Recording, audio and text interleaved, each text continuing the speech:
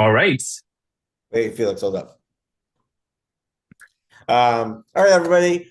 Thank you for coming to this talk with Stay 22. Felix from Stay 22. Stay 22 um, is an affiliate program that basically monetizes all your accommodation links on your website using their technology, so you don't have to manually do put in links and update links, and it just automates everything.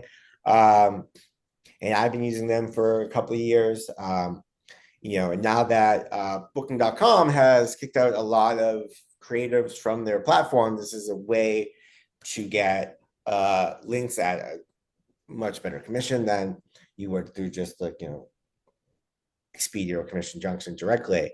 Uh, and because they work with so many people across so many industries, they have a really good um, data collection system that allows them to really see on a macro level what is happening out there. And in the age of AI and lower Google search, because Google search is now doing basically AI. We're not getting as much traffic to our websites. Affiliate revenue is down, so they can really see on the macro level what's going on and what works and what doesn't work, and how you can navigate this new landscape using data and your own analytics to increase your incremental revenue.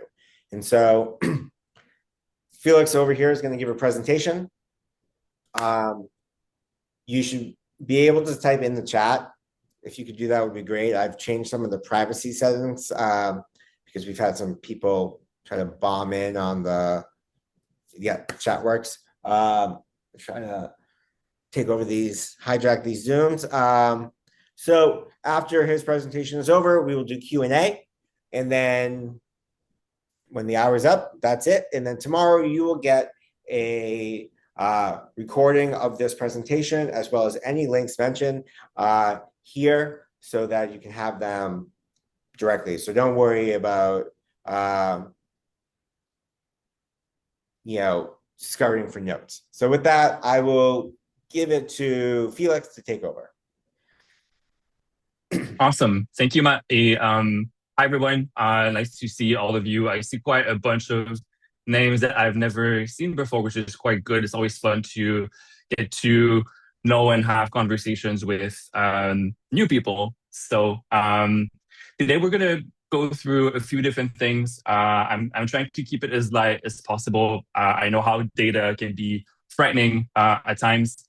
So like Matt said, my name is Felix Contain. I'm a creative partnership manager at Stay 22. I've been there for a bit over 4 years, working with small solo creators to large creators and online publications, mostly about travel, but also lifestyle, anything that is travel adjacent. And Stay 22 is also slowly expanding to other content niches, mostly through e-commerce. So anything that is food blog, full on gear review, adventure blog, gaming online. The sky is the limit. This is coming very, very, very soon. And we're pretty excited about that. Stay 22 is a Montreal based and established small affiliate network.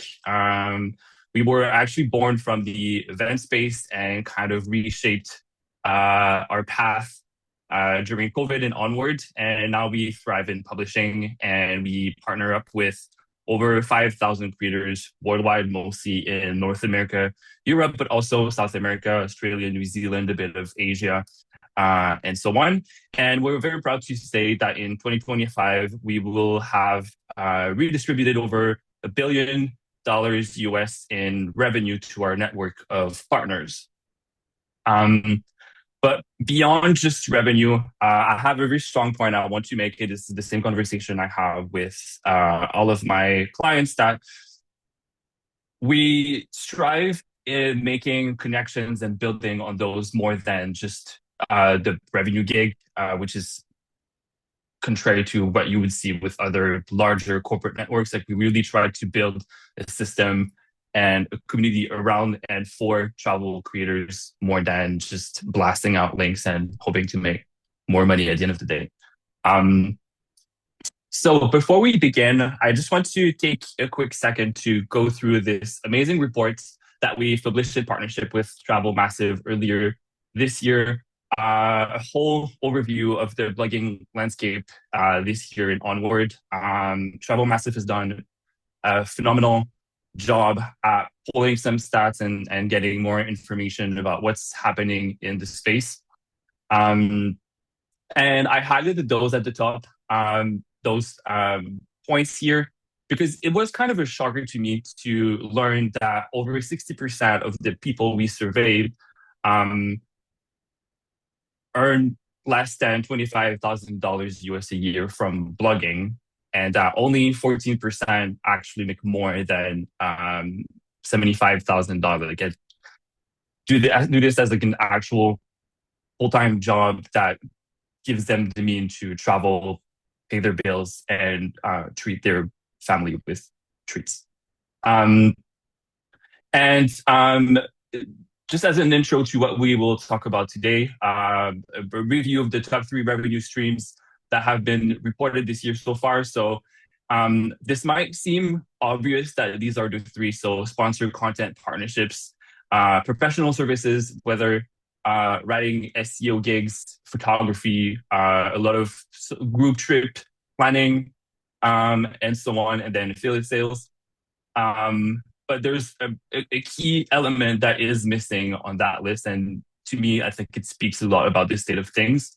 We're missing ads, and it's on the list. Like, we have a full list of about 20 different revenue streams that are reported to creators, but it's far down the list compared to, let's say, a year even or 2 ago. And to me, it just illustrates of how much impact the landscape of Google updates and like different changes in the industry have had on like these revenue streams. So with that in mind, I thought that today we could focus on what high earners do differently. The most essential part of that, as like a general rule of thumb, is that the top earners in the blogging space compound their efforts and do a mix of active monetization via their side gigs and campaigns with brands and DMOs, and lace that with passive income to support their growth with different options that just like build up together and have a lasting impact and not go all over the place from one end to the other when they're missing that stability. Another point right here is that they have a business mindset. Creatives don't necessarily tend to have that business mindset because you're artists in a way. Like, you write content and you know how it sounds in your mind and how your audience wants to interact with your content, like read your content. But to translate that into actionable metrics, business lingo for marketing teams and marketers, and how to approach brands can sometimes be a bit challenging. And it's something I've seen a lot in my experience at travel shows and conferences. And last but not least, and this is what we'll be focusing the most today, the top creators take advantage of technology in general. The good side of AI, not all sides are good, but they do use the good side of AI to leverage their business. They use data platforms, and there's the whole thing around the concept of business intelligence that makes you stand apart, especially right now in a post-SEO era when you need to understand your audience more than ever.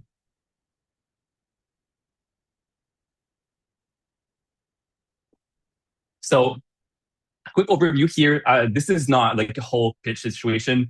Stay22 has created those creator-first products specifically for you, your realities, your pain points. We have a great suite of product. Matt mentioned those a little bit before. I will not talk about those a lot. There's a bit of elements that are very specific to Nova, our AI booking agents, that I will just point at throughout this presentation. But Aside from that, this is the whole other conversation. So, um, about the point Matt mentioned around Stage 22 creating AI-enabled features for creators, makes me want to just highlight an emerging concept of AI-assisted monetization. Stage 22 is not the only platform doing it. We're just leading the way, especially with the accommodation space, and we're expanding gradually from that to make sure that the AI products we offer make sense for your businesses.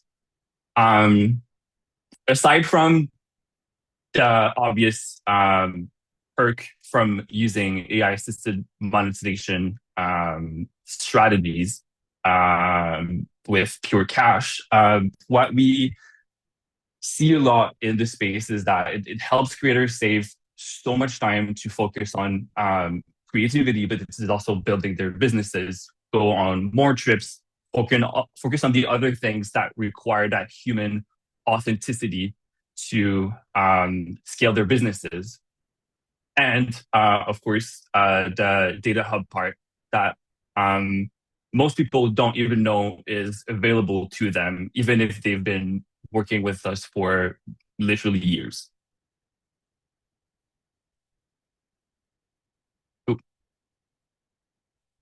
So, regardless of where you are along your journey as a creator, if you're starting or if you're more of a veteran, there's a few components in this presentation that are insightful to you. So I just said that most people don't know what it can do with Stage 22 data.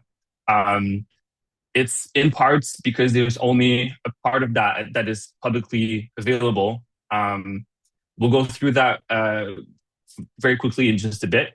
And I also want to spend time addressing all that potential hidden underneath with that data, how it can sell you, whether to a brand, tourism board, or just how to make your content more performance, smarter, and content that sells more. And then as a bonus, I have some key points that is part of the research, and I'll get to that in a second. That might be interesting for you to know. But before we get there, I just want to take a moment to go through the intent funnel. You might be aware of this kind of funnel, like have seen this or like a different version. I just want you guys to understand how we acquire a big chunk of that user data via our products. So if you've used tools like SEMrush, for example, you'll be familiar with keyword by intent. And this is some information that is gold, not only to understand where people click and why they click on your links, but also what else is around and why this matters. So if we go through from top to bottom, when we talk about informational intent, this is usually when people land on your websites because they're looking for a general guide, a tutorial, or like a how-to, very generic type of funnel, because they're at that stage where they're curious about traveling, and they start doing their research. And it's very, I call it unconfirmed intent. When we go a bit down to funnel, we start looking at something that is a bit more precise, more tangible. So this is all around navigational intent. So usually those keywords would look like a destination plus a feature. So Spain plus beaches, for example. And the mindset here is that the person doing the research know kind of where they want to go, what they want to do, and they sort of use Google as a shortcut to get to a website that will give them the information they're looking for. Then the part that most people see their click through is the commercial part. So we're talking about all of the articles that look like best things to do in X destination, top 10 hotels in New York City. It could be a review guide or a compare guide between this or that destination, like replacement tourism, for example, and like a bit more precise. Um, at this stage of the funnel, users do their research with the intent to buy, um, but they just want to confirm what they want to buy. And this is typically where you make your conversion.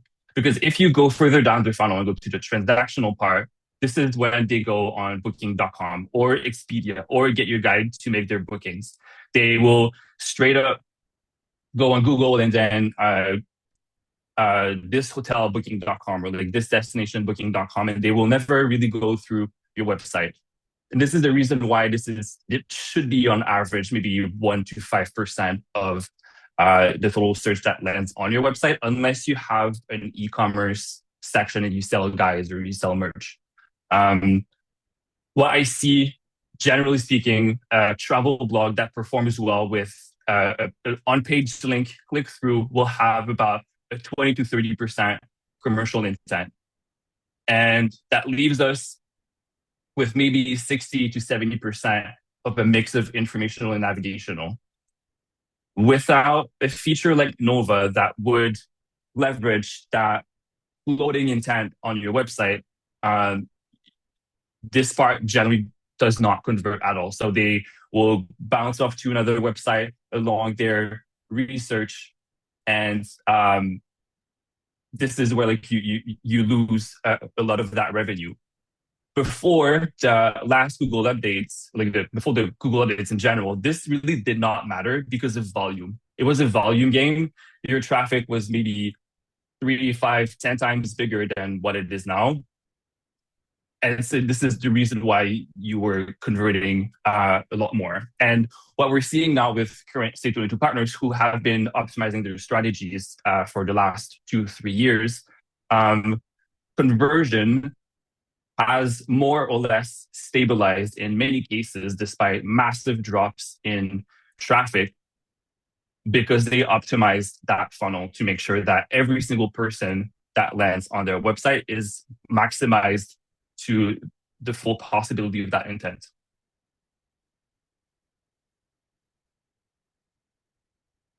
Which takes me to the data. So as of right now, this is exactly the data you can pull when you log into your Stay22 dashboard as an affiliate.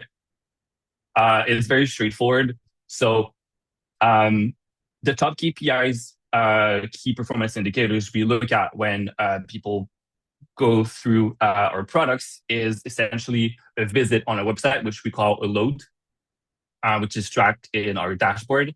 If you use Stay22 widgets, especially our map feature, then we look at views and interactions with the widget. And then we have, of course, on-page link clicks, what we call a true click, and bookings or transactions. All of your granular booking data is also available in the transactions tab of your affiliate dashboard. That contains hotel names, suppliers, where the booking is coming from, with the what page converted in that booking. So there's a way to export all of that data and play with it if you know what to look for to optimize your data. We realized at some point that quite a few people were not exactly sure how to use that reasonably so. So we launched a page analytics page tab on the dashboard. And this essentially cleans up all of that data to show you what pages, what articles convert by in terms of earnings per post, earnings per click, and so on. And that is all available from your dashboard.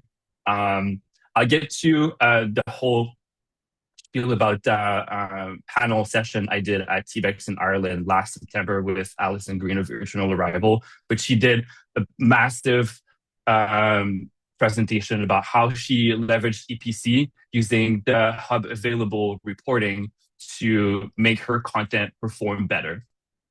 And if you need pro tips, we always have a phenomenal support team you can reach out to using the email address below, support@stay22.com. If you don't know how to use that, if you need a guide, if you need examples, if you need a run through, there is a support staff to help you with that. And I will never stress that enough because people don't know they have access to these resources.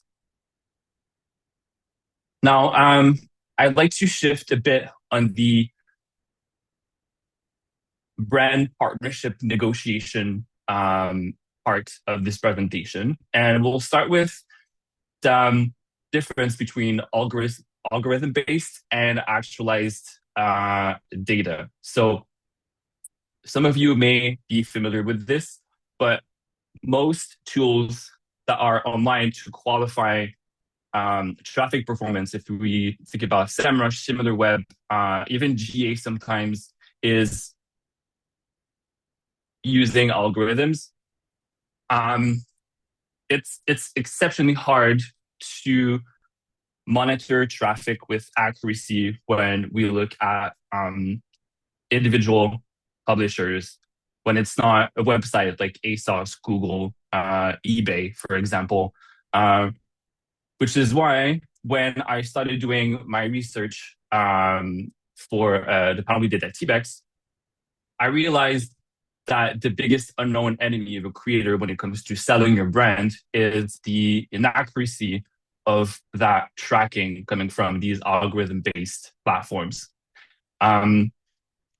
So again, back to my example with Alison Green of Eternal Arrival, I did a bit of research and looked at on SEMrush for the same kind of data and then pulled performance data from literally our backend that she could pull her by herself, and noticed there was a 73% gap in monthly performance over the last 6 months compared to algorithm-based and then again verified Stay22 data. And the first question that came to mind when I saw that was what is the impact it has on her business, for example, if a brand she is trying to work with sees that. And this brought me to more time spent on research to understand how we can bridge that gap, make that easier to understand from both sides, from the brands and the creators, and work with verifiable data as a mean to shed light on your businesses and your brand as a whole. So again, just using a bit more advanced capabilities to find ways to help creators more. As I was preparing that research, some points came to mind that I had been thinking for a long time. They're usually recurring concerns or points of feedback that I've heard from the community. First of all, the front end of the data that is available from our affiliate dashboard is just the tip of the iceberg. There is so much more hiding underneath. And how can we use that and maybe even create value, like a product within the product without creating a new product, if that makes sense? And translate creator insights into DMO or brand facts in metrics and the language that they can understand, because you both live on two different planets and don't think the same way at all in most cases. And this just tells me there's so much more work we can do to just help the community in general, like build an ecosystem that benefits everyone. So after chatting with several teams, DMOs, Stay22 partnered a lot with the marketing team of the tourism board of the city of Quebec City before TBEX North America this summer. And after extensive conversations and prep work that lasted for about 2 years before the event, I sort of came up with these 4 data pillars that make travel creators and bloggers understood by tourism boards.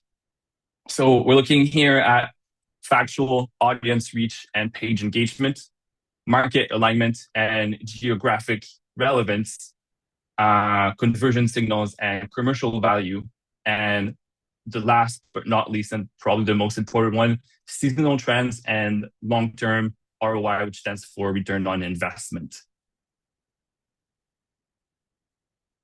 So um, here is overall the data that I sort of pulled from the backend to merge with an existing media kit to highlight the performance of Allison to a DMO.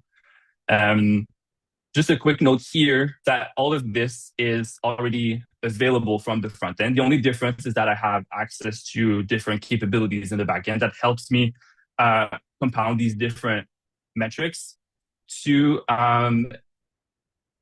get the insights and paint the picture that I want to have understood clearly by the person I'm selling this creator to. So essentially, layering performance metrics, visits, clicks, bookings, and so on. Trying to identify behavioral trends, mostly using the geographic breakdown of where the audience is coming from, who is interacting with that content more than others, and how that evolve over time, especially focusing on the lifespan curve and a bit of seasonality mapping for campaign planning. So, quick point here. All of that data is fully anonymized. So whether you're based in North America or Europe and subject to GDPR compliance, it's fully private. So we're not pointing out like this person, Susan in Michigan. This is not how it works. It's fully anonymous. We're just looking at trends overall. So just a quick stop here about the baseline I had as a media kit. Allison has been working in this space for a very long time. She's very knowledgeable and she knows how to sell herself very well. So to me, this is a very good example of a good media kit. I just used that information using ChatGPT with a set of prompts and merged that with 12 different reports showing a year of performance to highlight the points she was good at, her top geographies, and a few different points like these to make her sound better to a marketer. So I can't show the full media kit because there are some parts here that are confidential and I don't want to share all of her secret sauce out of respect for her work. So just a quick overview of how the kind of insights that we pulled. So all verified metrics, think here that you can show the receipts if the person looks you up or if they ask a question about, is this really the kind of reach you have? Is this really the clicks coming from this place that your website generates? Then top booking performance by city or country of origin, a full breakdown of article engagement, so top posts, hero case studies. It could be by country, by page views, by conversions. There's a few different ways to mix and match to, again, tell the story that we want to tell to a marketer or a brand. And again, verified seasonal trends, not only because marketers want to see how you can perform year over year, month over month, over a long period of time. It's also that based on what kind of content you generate, what eyeballs you bring to their destination, and when it helps with campaign planning. Because January could be better for a campaign for this destination, but another time might not make sense, especially looking at the conversion curve if we want to show like a clear return on investment, knowing that a travel blog takes more time to show that ROI compared to the reach or engagement from a social media campaign, for example. I still have a few snapshots here of pieces of the kit that Allison allowed me to share at the panel we did. This is what I'm talking about the seasonal trends. This is the part that I really love the most, and to me, should be utilized by every single creator when approaching brands.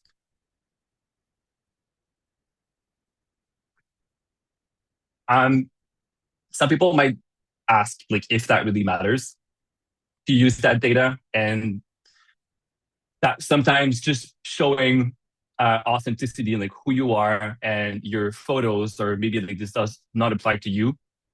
Um, I tend to have a bit of an imposter syndrome situation when I do these kinds of research. So I fully I sent the before and after media kit to a bunch of different marketing teams of DMOs to just get their review and compiled questionnaires to understand, like really to make sure that this has value and it makes sense to spend time on that.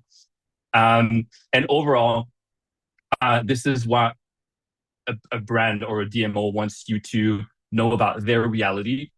Um, there's a literal crave for legit data. So they want to be able to verify who you are. So no vanity metrics like we see a lot with social media influencers. They do look you up. Does your content fit their objectives? It's a business after all. They have budgets. They need to make sure that you're a good investment. It's about them, their audience. At the end of the day, it's not so much about you, even though they're happy to work with you on campaigns. And something that surprised me a lot is that they must be able to communicate your impact. If you think of, let's say you meet a brand at a conference or a trade show, they see probably 200, 300 creators back to back. And they're not always the person who will make the decision at the end of the day. So they need to be able to go back home, compile their notes, and go to their boss or the financial controller, the person who makes the decision at the end of the day. It'd be like, this person does this, that, and that. And this is why we need to get her or him or them for this campaign. If they're not able to retell your story to someone else, there's something that you've done wrong, because you get lost in a sea of hundreds of other creators who try to leave their mark. So after doing some fact checking with the team in Quebec City, these are the literal answers I got from them. So Julie, who's the director of marketing for international campaigns, told me that this is the kind of overview that they would love to see every single time. Where did people coming from, top cities, booking trends? This is like golden information for them, because they can understand very quickly what's behind you, what your content brings to a destination, or again, a brand in general. And Lorraine, who's the marketing advisor, she is the one who reviews those inbound requests from creators to partner up with the city of Quebec. And this, for her, was clearly what could make the difference between hiring someone or not. The data sometimes is more important than your voice, especially if you go through, think of it like resumes, like just going through resumes over and over and over again. If you can speak the same language as the person who's in front of you, it makes the whole world of a difference. They also told me at the end of the meeting we had that without even meeting Allison, without seeing her content, based on the data that was shown on her AI updated media kit, that they would hire her on the spot for a campaign if she wanted to. So I think it says a lot. Other points they mentioned that I didn't really talk about at TBEX, but that I added to my research after that I thought would make sense to share, is that it doesn't really matter at the end of the day if you're a massive travel blogger with tens of thousands of visits every month. If your audience matches who they want to bring in, it's fine with them. It's more important to them than sheer volume. Something else that also I found very interesting is that they love to have a healthy balance of your visual brand and marketing oriented data. So it sounds a bit counterintuitive with what I just said, but um, by mistake, I sent like an unformatted, updated media kit with like all of those AI KPIs merged together in a very boring format. You can see it right here. Like this is very boring. And I was told by all of the DMOs that they wished the updated media kit was as good looking as the first one. And I never it never crossed my mind that they actually wanted to see that. So they need to get a quick vibe check of who you are very quickly as a brand. Don't overdo it on the visual part. Like don't add too many pictures. They will look you up on social media. They will look at your website eventually. But having a healthy balance of both makes you stand out a lot more. Um, Point three, I really love that one. So I love to question tourism board people when I meet with them. And the consensus is that travel bloggers kind of like live in a no man's land of journalism and like influencing, and like they don't exactly know where to, in what category to put you, which is why sometimes some potential partnerships, even though the creator is really, really good at what they're doing, gets lost in translation, and it kind of falls flat because they assume that you're an influencer and they qualify you based on influencer metrics, but it's really not the case, and this is where this all gets confusing. um, a point that was mentioned to me also is that they always want to see rolling averages of any metrics. So website traffic, um, reach on posts, all of that. If you tell them I've had a total of 2 million views on my Instagram post, or like this Instagram post in 2025, it doesn't mean anything to them. They want to see how it performs over time again. And this brings me to point five, having a long tail record of your general performance minimizes the risk of getting lost in the sea of creators who want to make a campaign. And to make an example of that, I have this snapshot of 2 years of impressions from one single post out of 1,000 of a travel blog. This is the kind of information that they want to see if explained correctly. So again, 24 months of impressions. So monthly average, you can see the seasonal peaks and dips. And by the way, over the last 2 years, this single post has generated 102 hotel bookings. It's about Mallorca, if I'm not mistaken, in Spain. And just taking a quick moment back to knowing seasonal peaks and dips for planning social media campaign, you can tell right here that if you want to make a campaign that performs well for this creator, for this kind of post, they should launch that campaign a bit before February and June, when this person has made most of their bookings. This kind of residual influence does not happen on social media, aside maybe from Pinterest. But on most social media, you're looking at a couple of days. This is the receipt you need to show that you're a good investment. Again, this is one post of several hundreds. If you put that together in a smart way, this will sell you a lot more than having a very cute looking media kit that you send to tourism boards. I also want to make a quick point. This is not exactly part of this conversation, but something that I've seen a lot lately. Either creators try to leverage more social media platforms to stay ahead of the game post Google updates, or they focus on specific platforms. Passive revenue from accommodation or high decision purchases come from travel blogs. Travel blogs still matter in my mind more than social media. unless you want to sell lipstick or spatulas, which are like low decisional purchases. This is what you need to show your value and build that passive income over time.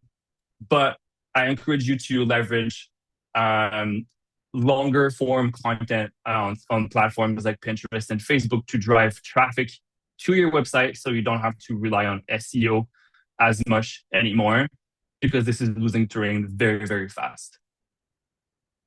I think that covers it. So just a quick summary before we go to the next part. Use your data first then to optimize your existing content. Focus 80% of your time on the top pages that convert. Don't spend your time on all of your pages that they don't work, but try to identify the trend of what converts for you and your audience specifically to scale that secret sauce. Use the data to understand the user journey across all of your platforms. This is also helpful to understand where you should focus your time across multiple platforms if you do that. Try to do affiliate A/B testing. Some features that Stay22 sells, like the link migration tool, like LinkSwap, does that automatically with your existing on-page links when we convert them. But try to do that on your own. Think about the Amazon example, where they try to improve the conversion rates of a button or a link. They try maybe 10, 12, 20 different colors to see which one performs best. Do that for your website when you can, in a smart way. Don't spend all of your time doing that, but make sure that what's there and what you want to be converting stands out. Do market research, use that data to refine your niche if you're not quite sure what it is, or redefine it if you need to reinvent yourself. This is how you find content nuggets. This was proven with Allison, again, when I shared the results of the research with her. There are some insights to be found if you look at the data that you wouldn't really find anywhere else, especially if you have tools like Nova that will leverage that floating intent, but also capture the data to prove what sparks interest with your audience, but does not convert yet. And then just overall business intelligence, use your data to sell yourself. You have all of that available with Stay22. People pay hundreds, if not thousands of dollars a month to use data platforms when you have that for free with Stay22. So if you don't want to work with us for the extra revenue, work with us for the data that you can get. This is really what sells our features to large publications like Time Out, for example, who we're working with right now. And if that is not enough for you, we came up with a special offer this week with my team. We're all going on vacation for the holidays on December 19th.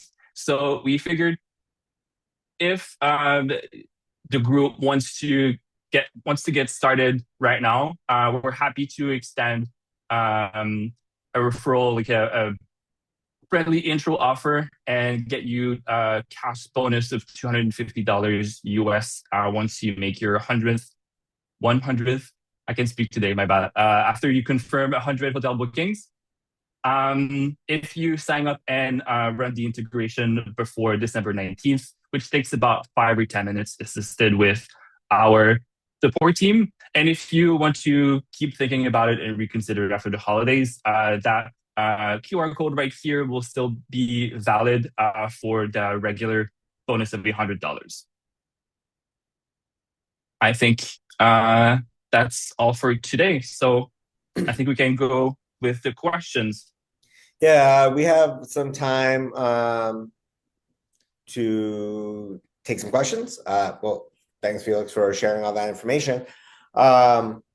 So if we don't get to your question, you can reach out to Felix, or you can reach out to me, and we can try to answer as best I can. So if there's any questions, I've been looking in the chat. There hasn't, no one's pre-written any questions. So if you have a question right now, drop it in the chat. And we have about 13 minutes to wrap up. So, and then while you guys type that out, definitely if you're switching over, I've seen a higher conversion rate through Stay 22 thanks to their Nova technology, which is implemented on my site. So it's increased the number of bookings, which has been helpful because, like everybody else, I have seen a decline in traffic. And so it's been able to sort of like soften the blow. So it's cool that you guys can get a $250 sign-up bonus if you fulfill their thing. So that's, extra money. So no questions? No one's asked any questions, so I guess not. I'll ask some questions while you, Felix, when it comes to sort of like, let's go back to this Novatech. That is all automatic, right? So it takes the intent of, people come on the website, they see the intent, it generates links. Can you just sort of explain maybe for a couple minutes, just like how that like really improves conversion? So Nova is essentially a smart algorithm. It's powered by the same AI intelligence that we created for all of our product suite. But when it comes to Nova specifically, the tool looks at your traffic and analyzes the specific user journey of your audience. And from those patterns, like we have a good idea of, in general, for a travel blog, what people will look at, what people will click on when they're kind of interested in booking something, but they're not quite there yet. This could be on average 5 up to 20, if not 30% of your total audience on average across the creator space. And when that happens, we don't actually add links to your content when it comes to Nova. We just fire an impression that is happening only once per unique visitor that opens a tab and show a list of created accommodation directly in accordance with the content that they were browsing, the destination they were browsing on your website, but the best OTA for them. It's a whitelisted experience, so they will see either a list of accommodation on Booking, Expedia, Hotels.com, maybe Vrbo, and that tends to leave a trace that we can also leverage to make sure that conversion gets in. If you are a travel creator and you have experience or you have an existing affiliate link set up on your website and you've worked with accommodation before, we can safely say that Nova will generally increase your total booking conversion by 30 to 50%, if not more. Good. Now we have some questions. So this is a good one. This is from David. How is Nova different than LMA? Do you use both or do you choose? He's the existing Stay 22 client, and he says most of the book is from LMA. Yeah, this is a tricky question, and this is because we've kind of designed and build the products as like building blocks over time. And I know how this is confusing. I'm with you on that. LMA, or Let Me LA, is the name of the script. We're going through a small rebranding phase right now. The Stay 22 script is LMA. So the product is LMA, and LMA contains different features. So you have link swap that converts your existing affiliate links and optimizes them at the same time. It activates Nova, our AI booking agent, and we can also activate Spark, which is an automated link adding tool that adds links over time to your content if you want to have that full Jesus take the wheel moment with your affiliate monetization. Cool. David, for maybe more specifics, might be worth emailing Stay 22. This is a good question from Eve.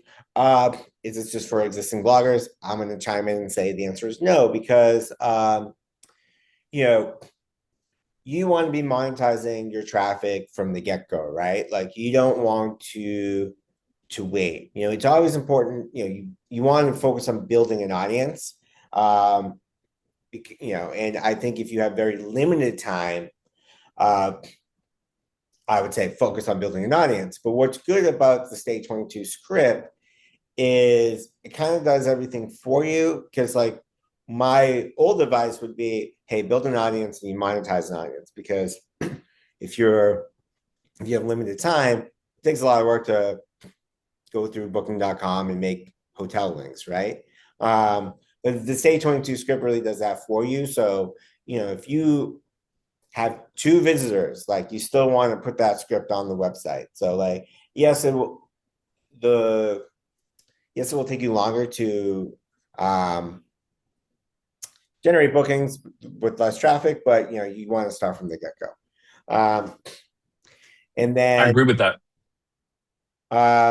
to answer Dove's question about how you're exactly monitoring bookings, like all affiliate platforms, you have a dashboard. You can just see, the bookings, what pages they're coming from, revenue per booking. It's the same as anywhere else. The thing is like dashboard.stage22.com. I just want to highlight again here. Like this is not like a demo walkthrough of the products. If or whenever you're ready to get started, there's a whole team that can assist you with that, either me or anyone else on my team. It's my personal objective to show you how the product works, how the backend works, that you understand what you're getting yourself into, that you know what is installed on your website. That transparency aspect is very, very important to me. So message me, message our team, get in a conversation with us if you have those technical questions. We're happy to answer those and make sure that you're moving on with this product knowing what you're doing. And I would also, Hannah had a question. Where do you start when you're completely new to affiliate marketing? Well, I have a whole course called superstarblogging.com. I'll link that in. But, Nice. Not a shameless plug, right? There's a few strategies. You can either go full on and like spend time on it, or like just do it passively and then grow over time as you grow your audience. Like you just need to have a healthy balance of where you put your attention and your time when you're getting started. But if you're Don't learning do affiliate 100% marketing of and your all time that on stuff affiliates. I would definitely, there's my course, but there's also free resources online how to do that. Lisa, I'm unsure of your question. Who has been at it for a while but is not getting the traction they want? So clarify that. This is an interesting question. I think it's kind of technical, but Chelsea asked, will LMA be available for retail links? Oh, I love that one. I'm pushing for that. I'm a bit annoying with our product team with these things. Eventually, we're focusing a bit more on Nova for the moment. But at some point, it's the objective. Yeah, compete with link to share. I don't know, that retail website that's everybody uses. Okay. Check everyone. Here's a good one. Hannah asked, does this only work for US market or can we worldwide people? For accommodation, it's worldwide. Everyone.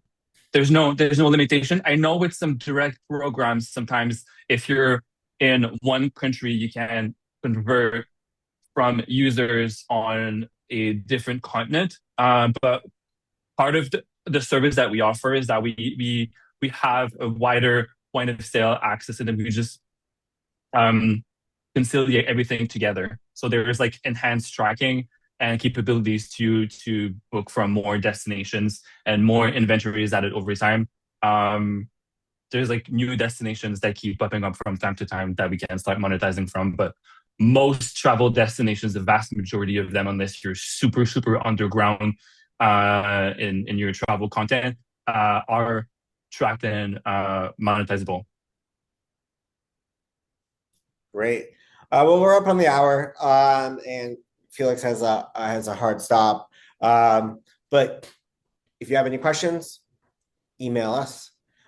Tomorrow, as I said, I will put this presentation as well as any show notes into the email. And yeah, you'll get that around lunchtime EST. I'll do it in the morning, and I'll schedule to go out. And yeah, if you need anything, just shoot an email. I'm always happy to help answer any questions. If you need any direction on, advice on having your website or your Instagram or whatever gain some traction, definitely ask. I can provide any as best insight as I can. And that's that. So enjoy the rest of your day, or if you're wherever you are in the world, morning, evening, whatever time zone it's in. And we'll talk to you later. Bye.